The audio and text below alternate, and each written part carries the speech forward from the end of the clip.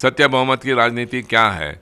और सत्य बहुमत की राजनीति एक ऐसे बहुमत के ऊपर आधारित, वोटों के बहुमत के ऊपर आधारित एक सत्य बहुमत की राजनीति है, जो जिसकी बात आज तक पिछले 75 वर्षों से किसी भी पॉलिटिकल पार्टी ने नहीं करी। किसी ने भी बहुमत की बात नहीं करी। मैंने जितनी भी बातें करी केवल और केवल बहुमत के ऊपर आधारित बातें करी।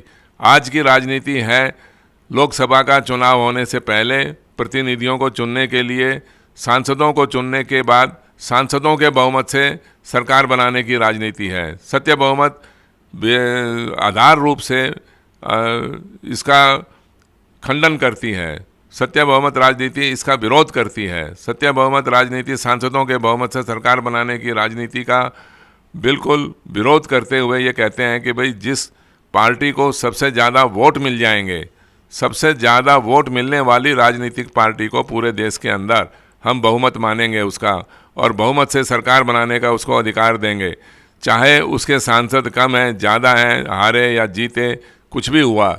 और इसी प्रकार जो उम्मीदवार हार गए हम उनके वोट भी कुल वोटों के अंदर गिनेंगे। ये एक विशेष अंतर है आज की राजनीति के अंदर और सत्य बहुमत की राजनीति में। आज की राजनीति में जो लोग हार गए, जो उम्मीदवार हार गए, उनके वो उम्मीदवार भी हार गए और वोटर भी हार गया। मैं ये मानता हूँ कि वोटर कभी भी नहीं हारता, चाहे उसके उम्मीदवार हारें या जीतें, या कितने भी वोटों से जीतें, कितने भी वोटों से हारें।